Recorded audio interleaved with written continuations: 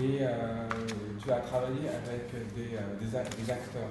Donc j'aimerais avoir le lien et puis le lieu, le cadre que tu as non pas modifié. En fait, oui, une fois on parlait du chef opérateur qui est un type merveilleux. En fait, quand j'ai tout de suite pensé à lui quand j'ai commencé à cogiter comment faire le film, etc. Parce que lui, Inti Briones, c'est un chef opérateur chilien-péruvien qui a vécu toute son enfance à l'altiplano. Donc, je pensais qu'il allait très bien comprendre et assimiler cette lumière, parce que c'est la lumière de son enfance. Et d'une certaine façon, il y a quelque chose qui se passe en enfance qui est d'une certaine façon qu'on cherche pendant toute sa vie après. Hein. Et donc, et quant à l'idée un peu de comment utiliser oui, le mélange fiction-réalité, etc., c'est un peu un croisement L'idée, c'est que c'est une histoire réelle, hein, qui est quand même assez connue dans certains endroits du nord du Chili, hein, comme quelque chose de très dans le monde paysan. Et d'une certaine façon, bon, cette histoire-là, elle a été reprise par une pièce de théâtre, c'est Las Brutas de Rodriguez, qui a été très connue, hein, qui a eu un assez fort impact et succès. Et donc, moi, je me suis dit, bon, je vais prendre évidemment un peu des textes de la pièce de théâtre. Bon, une pièce de théâtre, c'est du blabla pendant 50 pages.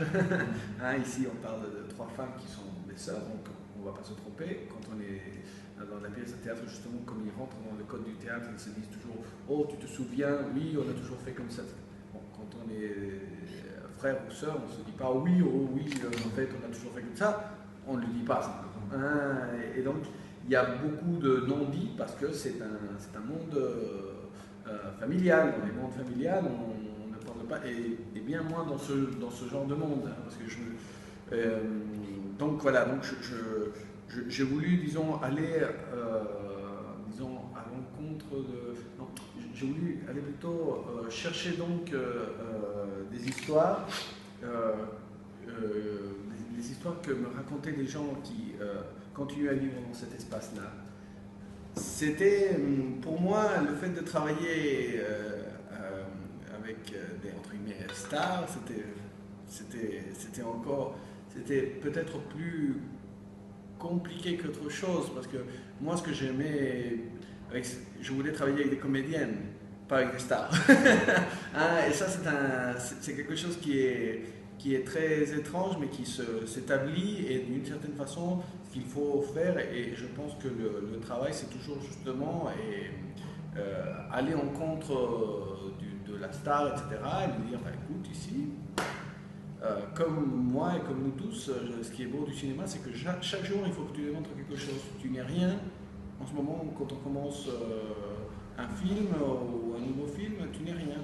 Tu vas démontrer exactement tout ce que tu es, etc. Et tu vas essayer de sortir quelque chose que tu n'es pas, et en même temps quelque chose que tu es, hein, dans un mélange étrange, et finalement on va créer quelque chose de nouveau. Et là, évidemment, tu as des instruments que tu as déjà utilisés bien des fois, mais là, ça va être plus dur, parce que là, tu vas voir un personnage qui va être à côté de toi, qui n'est pas une comédienne, qui ne connaît même pas l'idée de qu'est-ce que c'est qu'une star, parce qu'elle n'a jamais vu de la télévision et elle s'en fout carrément, hein, parce que ses valeurs sont totalement autres. Et donc, et je leur ai dit, et pour vous, l'idée c'est que c'est pas elle qui va devoir faire comme vous, c'est vous qui devez hein, parce qu'elle n'a pas le métier pour. Ici, elle, on ne lui demande pas ça, elle, simplement, on lui demande d'être. Hein, à vous, on vous demande de rentrer dans le monde des codes de cette autre non-comédienne. La dictature, il a montré leur champ.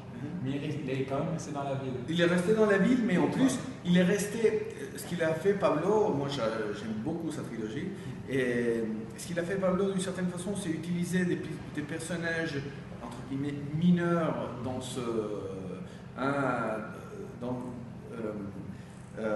dans cette idée d'horreur de la dictature, mais ils appartiennent à ce monde. Ils appartiennent, hein, c'est les gens qui, Tony Manero, c'est la lobotomisation de la classe moyenne basse, la classe basse, de la dictature.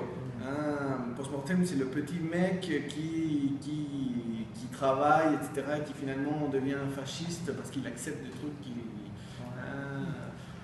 mais là, moi, ce qui m'intéressait, parce que moi, je suis fils d'exilé, moi, j'étais toute ma vie, jusqu'à 20 ans, à 20 ans, je suis arrivé vivre au Chili, j'ai connu le Chili avant l'année 80. Et donc pour moi, sincèrement, je suis un peu vacciné, j'étais vacciné, j'ai toujours un peu le problème de parler de dictature, etc., parce que chaque fois que ça commence, je dis, oh, ça m'emmerde. Parce que j'en ai marre, enfin, vous voyez, je viens d'une famille de gens de mouvement gauche révolutionnaire, Concepción, et donc c'est, je sais pas, je sens que sûrement il y a beaucoup de juifs qui après Auschwitz, etc., ils ont dit oh putain, ne me parle plus de ça. Tu parles un petit moment de fantôme aussi, de la version qui se paye. Dans les sœurs qui se payent, je parle de fantômes. Oui, absolument. Mais d'ailleurs, je pensais la semaine dernière, je me suis dit, j'aurais dû y aller plus loin dans cette... Mais ça plane pendant tout le film, cette idée de fantôme. Et moi-même, je sens que ces trois fantômes, moi je les pensais toujours comme trois fantômes qui parcourent avec leurs chèvres cette espèce d'endroit métaphysique, abstrait, qui est l'altiplano chilien, l'altiplano bolivien, etc. De toute façon, c'est des bêtises de dire que c'est d'un côté ou de l'autre. L'altiplano, c'est montagne. Donc oui, moi je sais pas, c'est parce que je pense que j'ai très peur des fantômes. Alors franchement, moi je suis quelqu'un qui... non, moi j'ai peur de nuit, je me réveille, il faut que j'allume les lumières comme les enfants. J'ai très peur des fantômes, je sais pas pourquoi. Et je sais pas pourquoi, en plus je viens d'une famille très...